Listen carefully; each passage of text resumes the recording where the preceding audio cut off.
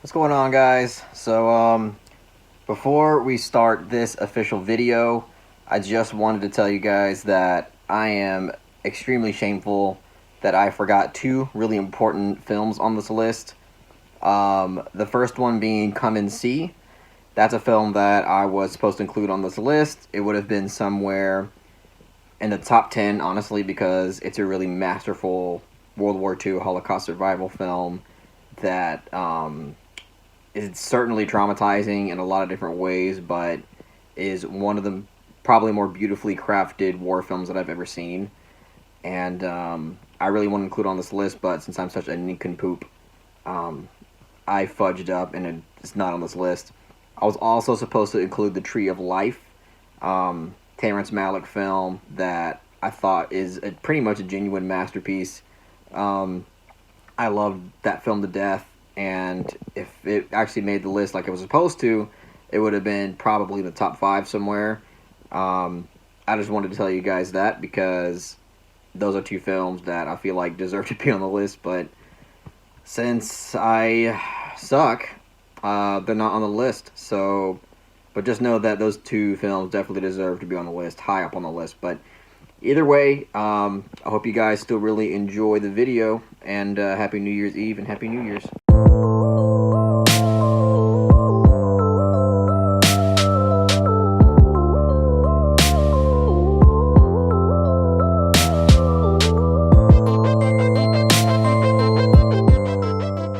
What's going on, my fellow Kino Lords? First of all, Happy New Year, Happy New Year's Eve. By the time I put this video out, it'll probably be New Year's Day, so it'll be past midnight. But I just hope everybody had an awesome and safe holidays. I had a truly awesome holiday season, better than what I used to remember for a long time. And I decided to make a best of 2020 video of all the films that were recommended to me throughout all of the year 2020. I'm going to come out with my best of 2020 video probably tomorrow, which obviously consists of films that actually came out in 2020 that I like the best. But I wanted to put together a video that ranks all the films that you guys recommended to me. This will be a compilation of mostly patron poll winners, which are obviously compiled of recommendations from my subscribers, and also $50 patron reviews. And there are, I believe, 2 films in here that I haven't reviewed yet, but I did watch. But 99% of all the films in here are films that I've already reviewed and talked about. So I'm not going to spend a lot of time really talking about the films. I'm just going to kind of try to breeze through them. Maybe the ones that I haven't reviewed yet, I'll try to talk a little bit more about them. But even those, I do plan to do future reviews on, so I probably won't spend that much on them either. But either way, love you guys very much. I appreciate everybody who had supported this channel this far. I know 2020 was a shit dumpster fire of a year, but that didn't stop y'all from introducing me to a lot of new films, and a lot of these films I really love to death. So even though 2020 has been a shit year for a lot of people, it was honestly a really memorable year for me that I will not take for granted. And please don't forget that if by the end of this video, if you really enjoyed it, please make sure to give it that thumbs up and subscribe to the channel. But without further ado, let's go ahead and dive into this list at number 20, which is...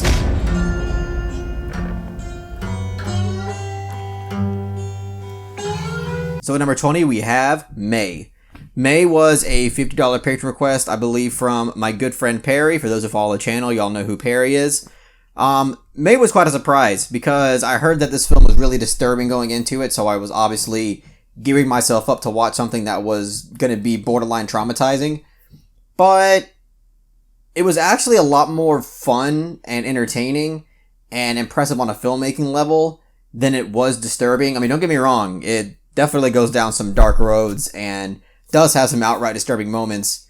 But this was a really entertaining spooky season watch that I think is really underappreciated, and I think a lot of people should check out if you haven't already. So please check out May if that's a film that you've been sleeping on, because I think it's worth your time.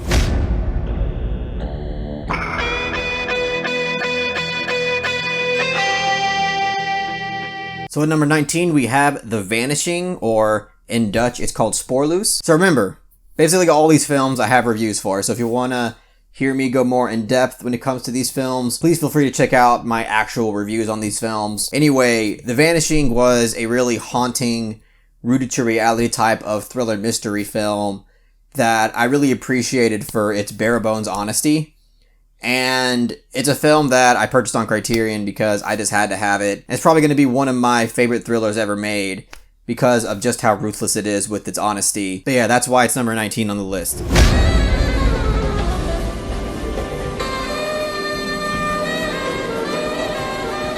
So number 18, we have Naked Lunch. So Naked Lunch is a David Cronenberg film. It's one of the many David Cronenberg films that I watched this year. This year was the year where I decided to dive into David Cronenberg because, again, you guys have just been recommending me a lot of his films.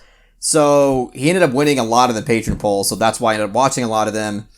And Naked Lunch, out of all the David Cronenberg films, is my favorite of the bunch. Dead Ringers, I think, is a close second. But Naked Lunch is one of the most batshit insane, most uniquely disturbing films that I've seen in a very long time. None of it really seems to make fucking sense, like, at all. But I think that was kind of the point of the film, and it's a point of the film that I think a lot of people are going to be kind of divided on. But for me, it's something that I really admired and appreciated. And even though I kind of didn't understand a lot of it, to be honest with you, that didn't stop me from really loving this film. But yeah, I got a whole review on it, so if you want to hear more thoughts, check it out there. For the miracle to come. So at number 17, we have Natural Born Killers, which is directed by Oliver Stone. So Natural Born Killers is a film that was recommended to me by a lot of subscribers. I don't think it was because it was a Patreon poll winner that I watched it. I just decided to watch it. My good friend Perry has been pushing me to watch this film for quite some time. So I just said, fuck it, I'll take a chance on it, let's watch it. And I did not regret it because it is one of the more unique films that I've ever seen that you can tell had so much effort when it comes to the editing. And there's just no way that Oliver Stone didn't spend 24 hours in that editing room, because even though he has editors for the film, you can tell that his fingerprints are all over the film editing in this because every second is just extremely chaotic and different.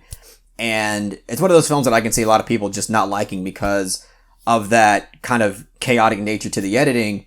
But it's something that I found really trippy and really creative and really enhanced the experience of this film. And it's something that I really appreciated. So again, I have a whole review on this if you want to check it out, but that's why it's number 17 on the list.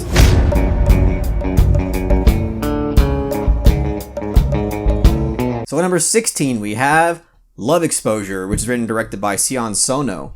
So Love Exposure, a film that I honestly never heard of until you guys brought it up to me. I want to give a quick shout out to one of my subscribers that was really pushing Love Exposure for quite some time. And she goes by the name of Megan Meme. Honestly, I have no idea if she still even follows this channel because I reviewed this film in the earlier part of 2020 and I haven't seen her comment in a while. But either way, I really appreciate her for pushing this film because she was one of the main reasons why I kept putting it in polls. And I'm glad it finally won one of the polls. And it's certainly a film that I do not regret watching. It's essentially a 4-hour film, a 4-hour magnum opus.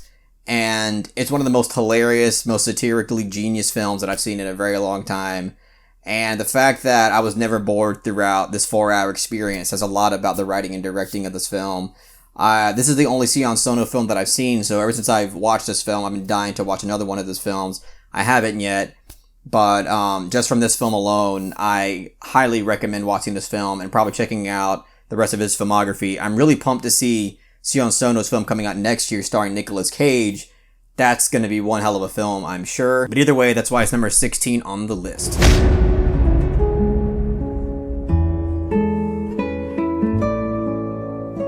So at number 15, we have Let the Right One In, which is I believe it's a Swedish vampire film. Could be wrong. I really hope I'm not wrong on that. Either way, there's definitely a foreign vampire film that I was really surprised at how much I really enjoyed it because vampire flicks are not really that much my cup of tea. I know that there are good ones out there, like Thirst is one that I reviewed also this year that I really enjoyed. But Let the Right One In is probably one of my favorite vampire films, if not my favorite vampire film, because the direction is so incredibly subtle, but also incredibly powerful. Every ounce of emotion that you feel in this kind of romantic dynamic in the film feels incredibly wholesome and innocent. and I felt everything this movie wanted me to feel, and a lot of that is because of how well it was directed, how well it was acted, and just conceptually speaking, I think it's a pretty remarkable film. So if you haven't checked that out, please check it out, because I think it is one of the better vampire films ever made. I will show you the life of the mind! So at number 14, we have Barton Fink, which is a early Coen Brothers film that I think is highly underrated. This is not a film that you usually hear about when people start talking about the Coen Brothers. Usually they bring up No Country for Old Men, The Big Lebowski. I love those films a lot, obviously. But Barton Fink is a film that I think is kind of unfairly swept under the rug. And I do understand that just the concept of it and the nature of the film in terms of its themes and just the setting, it's a film that is obviously going to be more geared towards film lovers and those who just really love the art of filmmaking and the whole like Hollywood process. But either way, I think that this is a really strange but really creative and effective film with great performances. John Goodman, John Turturro, great performances in this film. Even a lot of the side performances are really great. So, yeah, it has a really ambiguous ending that I'm sure will kind of piss people off, but it's a film that I do think should be up there as one of the better Coen Brothers films, and I'm really glad I watched it, and that's why it's number 14 on my list.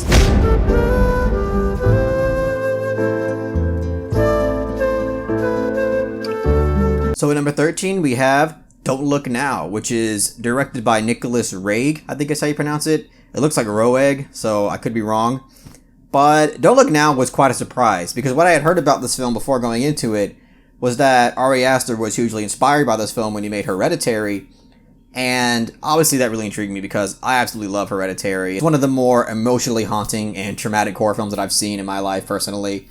And that's saying a lot because I've seen a lot of fucked up shit. But either way, Don't Look Now was a really impressive film just because of how it was put together. Obviously this film is special because of the vision that is behind it and the obvious personality that's behind the camera, and that's really apparent through its editing choices and especially how the finale is conveyed and presented to you. It feels quite fragmented and disjointed, but in really the best way I could describe those terms. And it's a pretty old film. I believe it came out in 1973 or somewhere around there. If you want to hear more of my thoughts on this, I obviously have a review on it. But yeah, that's why I really appreciated it, and that's why it's at number 13 on the list, right? We're at 13, right?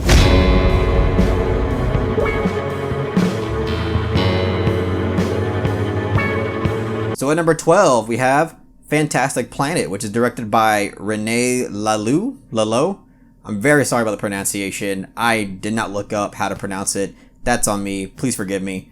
Either way, Fantastic Planet is not a film that I have formally reviewed yet. This is one of the few in my list that I actually haven't got a chance to review yet, but I do plan to in the very near future. So I'm still not going to talk that much about it because I want to save a lot of my thoughts for that review. But just know that this is becoming one of my favorite animated films ever made. I believe it was made back in 1973. I could be wrong, but I think it's around there. I love a lot about this movie. The soundtrack has this kind of like psychedelic prog rock sound to it, which I absolutely adore and think is utilized in a really creative and excellent way. The animation is really, really just stunning to look at. It's a lot of it, I think all of it is basically like stop motion animation, but using like cardboard cutouts. And that was a really unique aspect to this film that really gives it that trippy psychedelic aesthetic to it. This feels like a really extraterrestrial film. I know that's not saying much, but when you watch this film, it definitely feels like this, like some of the concepts just feel like beyond human understanding in terms of the world building. But I really love that about this film because it does feel alien in a lot of different ways. And obviously this is really a societal piece. This is a lot of this is social satire. Pretty much everything is allegorical. There's definitely a story you can follow, but everything is there to serve kind of like an allegorical purpose, and I personally really love that about this film. I didn't mind that at all. But anyways, that's all I'm going to say about it. I really enjoy this film, and I can't wait to really flesh out my thoughts on this in a formal review. But yeah, that's why it's number 12 on my list. So at number 11, we have Buffalo 66, which is directed by Vincent Gallo. Buffalo 66 was a film that I've been hearing about for a long time. I've heard it from you guys. A lot of my subscribers have brought this film up in one way or another, I believe. And my cousin Eric has been telling me about this film for a long time. By the way, I've already brought up Eric and Perry. If you guys want to see our Criterion Collection haul, a lot of people have found them quite entertaining and interesting. So we have 4 hauls. One of them only has Eric in it, but we have 4 total hauls during the sale. So if that interests you, go ahead. Sorry, just had to shamelessly shill there. But Buffalo 66 was a film that I was really impressed by. It's got really ballsy and interesting editing choices throughout the film that are kind of just like sprinkled in certain parts. But there is one moment in the third act that I just fell in love with and really elevated my experience. And maybe some of that is coming from a biased perspective because I really love the song choice, which is Heart of the Sunrise by the band Yes. And just the way they use that song in the third act there for its like big climactic moment. That was just like, that was like, mwah, like that was creme de la creme cinema. And I just really enjoyed my experience watching this. And there was a lot about this film that really impressed me. So yeah, this is a film that I don't think that many people know about. But if you haven't heard of it, I would highly suggest checking it out. I can't wait to flesh out more of my thoughts, obviously, in a more formal review, because this is a film that I, again, just like Fantastic Planet, have not done a review on, so I'm kind of saving a lot of my thoughts for that. But that's, in a nutshell, why I really appreciate it, and that's why it's number 11 on the list.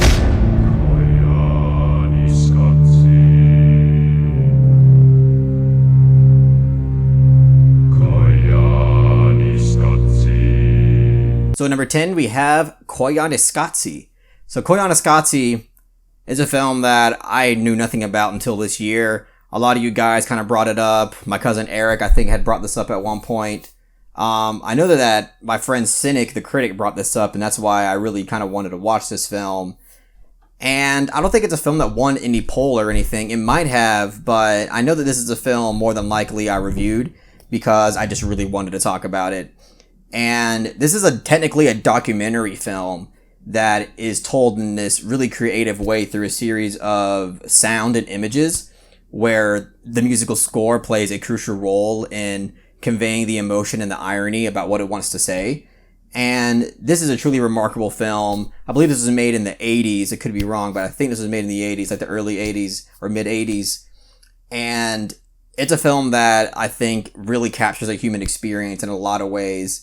And just a really spiritual experience as well. It's a film that's definitely worth watching from everybody, even if it kind of challenges them in terms of its pace and what it's trying to say and everything. But yeah, that's why I really, really love it in a nutshell, and that's why it's number 10 on the list. No one ever asked before because they never needed me. So at number 9, we have Punch Drunk Love, which is written and directed by Paul Thomas Anderson and stars Adam Sandler. So Punch Drunk Love is not a film that I watched for the first time this year, but it's a film that I haven't seen for like 5 or 6 years. So I gave it a fair rewatch this year, recently actually. I believe I reviewed this like this month. And I'm really, really glad I did because I was really not that huge on it like 5 or 6 years ago. I thought it was just like, okay, kind of mid-tier Paul Thomas Anderson. Actually kind of low tier. And then on this rewatch, it just, I don't know, something about it just clicked. And I think that this is definitely up there in Paul Thomas Anderson's best films because Adam Sandler gives a really subdued but really impressive performance. The way that the score is utilized in this film has its own personality, and it really accompanies the film in a really effective but very odd way that I don't know how most people will take. But this is a really creative, simple romance that is a lot deeper than a lot of romances that I've seen, but doesn't really try that hard to be deep. It just, the way this film is presented makes you feel some deeper emotions. And I really love this film quite a bit. So if you haven't checked this one out yet, or if you really weren't huge on it, you watched it a long time ago like me, I definitely recommend revisiting it because I think it'd be well worth your time. But that's why it's number 9 on my list.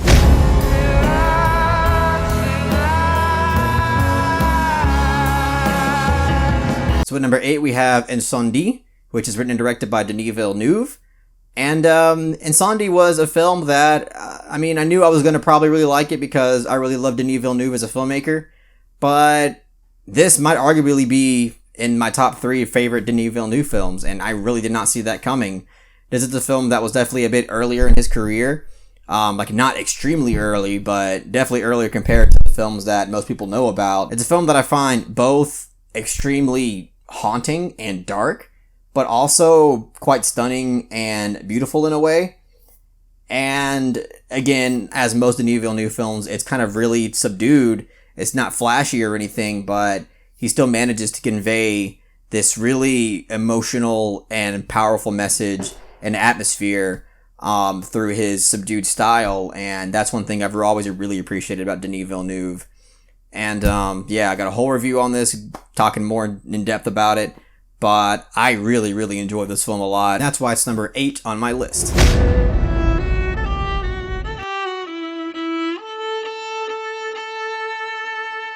So at number 7, we have Son of Saul, which is directed by Laszlo Nemes.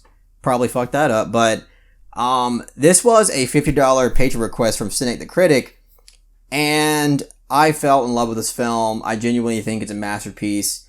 Probably my favorite Holocaust survival film that I've ever seen, and a lot of it is because of just the approach and the vision behind the direction of it, which feels incredibly claustrophobic. Feels like everything is just out of your control. And the reason why that is because everything is really close up to the main character. You basically are limited to what he can see, and sometimes limited even less to what he sees.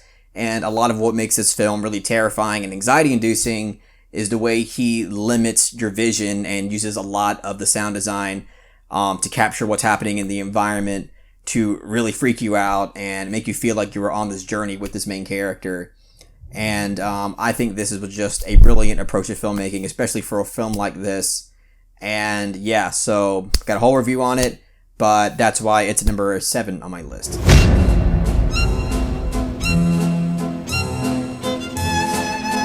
So at number 6, we have The Cremator, which is directed by Juraj Hers.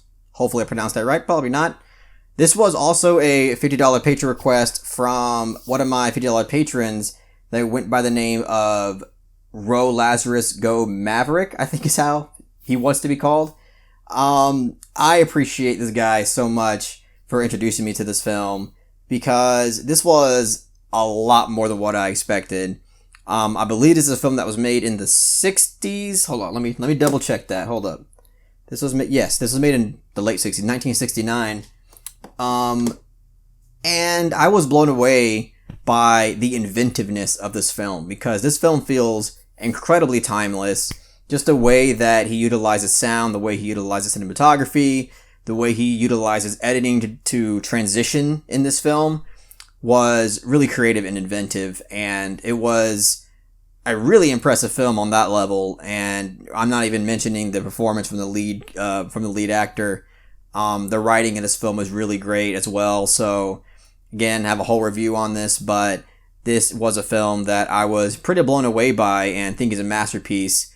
It is a Czech film, by the way, from Czech Republic, not Czechoslovakia. I fucked that up in my review and kind of got a lot of people on my ass for that, which I guess is rightfully so. I should do more research.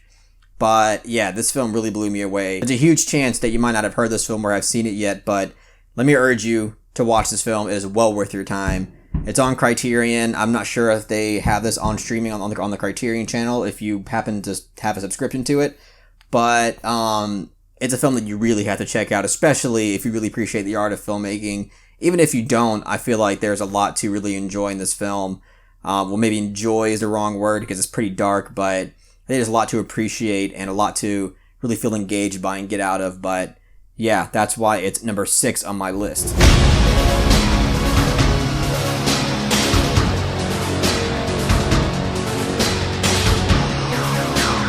So at number 5, we have Tetsuo The Iron Man, which is a Japanese horror avant-garde type of film that truly blew me away and is now in my list of favorite horror films ever made. Because not only did this film really unsettle me and disturb me to my core and make me feel incredibly uneasy in a lot of ways, but it also offers mountains of just daring and disturbing and creative and some of the most unique imagery that I've personally ever seen in a horror film. and it's incredibly thematic. It definitely has something to say about the industrialization and modernization of society. But yeah, this film is absolutely wild and insane. I get that some parts of this film might be a bit tough for some people to watch, because there are moments of sexual violence in here, but obviously it's done in a really unconventional way with its imagery. But either way, this is definitely one of my favorite horror films ever made. So glad I watched it. I believe this won a patron poll, and that's why I watched it, but I'm so glad it did, because this film will take you for a wild ride. And I highly implore all those who really admire the art of filmmaking and just love horror films should definitely give this film a try, because it really blew my mind.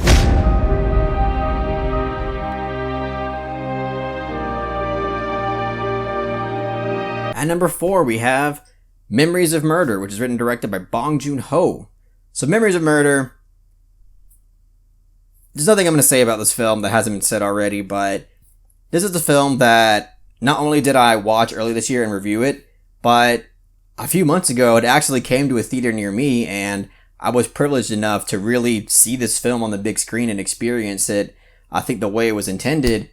And after that screening, I just loved it even more. I already loved it, but it really made me appreciate it even more, which I don't even know how it's possible, because I already loved the shit out of this film.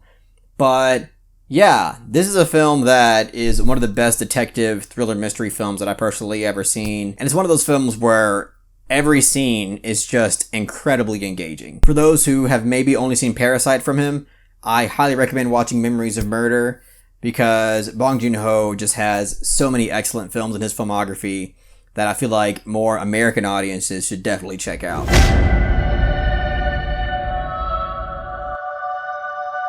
So number 3, we have 4 months, 3 weeks, and 2 days, which is directed by Christian Mungiu. I think is how you pronounce it. I usually say Munja, but obviously that's not how you pronounce it. 4 months, 3 weeks, and 2 days. What I went into this film expecting was something that was just disturbing, because I watched this film in preparation for making my 16 most traumatizing films I've ever seen list, which I have that on video as well. If you want to check that video, go check it out. But what I got was something a lot more than just that. Sure, it's a very emotionally haunting film, and it will probably inflict some trauma onto a lot of people.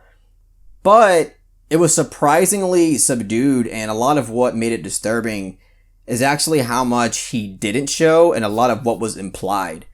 And I think that this is a film that really comes to life because of the direction and because of the acting. This entire film feels incredibly real. There's not a single moment in this film where you feel like you're just watching a film, which is one of the things that I really admire most about it, because from the second this film starts, you are in it. You feel like you are witnessing something that isn't just make-believe. It really crafts the illusion incredibly well to where you are just engaged in everything that is happening on screen. And it obviously has a really important message in it as well. But I have a whole review on this, so if you want to check that out, please do. But this is a film that I absolutely adore, and I obviously had to snag the Criterion for. And if you haven't checked this film out yet, I'm telling you, you really got to give this film a shot, because I really don't think you're going to be disappointed.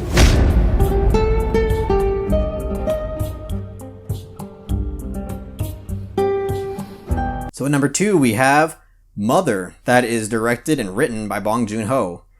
So Mother was a film that I didn't expect to love this much, I'm going to be honest. That's probably because I just kept hearing that Memories of Murder was like objectively his best film, and like he hasn't reached anything above that peak yet. But look, I love Memories of Murder. I just got done gushing over it. I think it's essentially a perfect film. But Mother just rubbed me the right way. That sounded kind of sexual. But it's crafted in a way to where it just seems incredibly unpredictable. And I love that about mystery thriller films. And this film, it's like every corner it took, I could not see what was coming up next. And I love the twists and turns in this film. And the acting performances are off the charts great, especially from the lead actress. And this is a film to where not only did I feel intellectually like stimulated from it, but emotionally I was invested in it too. And just the dark road it takes at a certain point in the film, I just was completely blown away by. And the ending to this film is just like Kino magic. Like the ending to this film is one of the reasons why I just love filmmaking as an art form. And it's like one of those shots to where you could just keep the shot going for like 25 minutes and I would probably not be bored, because it's really that important and it's really that stunning.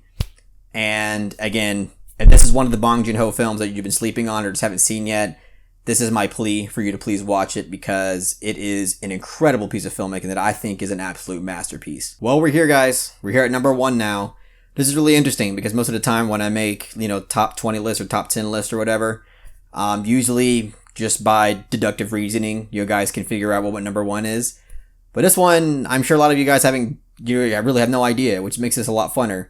So, without further ado, my number 1 favorite film that was recommended by you guys of 2020 is